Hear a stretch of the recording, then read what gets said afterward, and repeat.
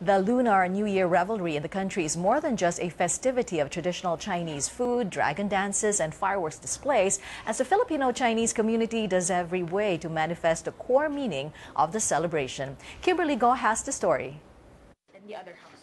Melita and her family is what one would call a traditional Chinese family. Every Chinese New Year, Melita offers food, prayers, and money to the gods, her ancestors and spirits. I grew up in Philippines, no, with Chinese, Chinese ancestors na kaya parang ako, I consider myself half-half. So, meron ako, sineselebrate ko yung dito, yung New Year natin, yung Christmas, and then yung Chinese calendar din na mga Chinese New Year, Chinese Christmas, sineselebrate ko din as a tradition. She says her offerings are somewhat simpler compared to what other Chinese families prepare for the New Year. Melita says preparations begin days ahead of the festivities. The house is cleaned thoroughly and offerings brought at the local Chinese market. On the eve of the New Year, Melita sets up offerings at home and in her workplace. She says the Chinese follow a simple rule of always having 2, 5, or 6 different kinds of offerings for good luck.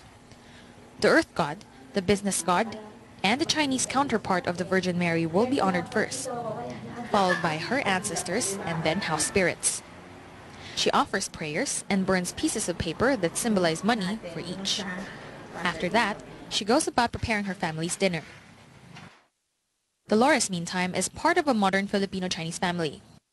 She says Chinese New Year serves as a family reunion. Because we're pretty much adapted na modern way. For me, Chinese New Year should be a get-together ng family. Parang our Christmas din here in the Philippines. So it's a reunion, gathering, being together to start the year right siguro. She and her family usually work on New Year's Eve and New Year's Day.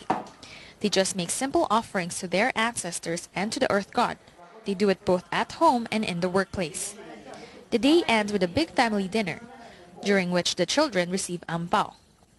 Whether strictly traditional or modern, festivities during the Chinese New Year connect Chinoys with their heritage.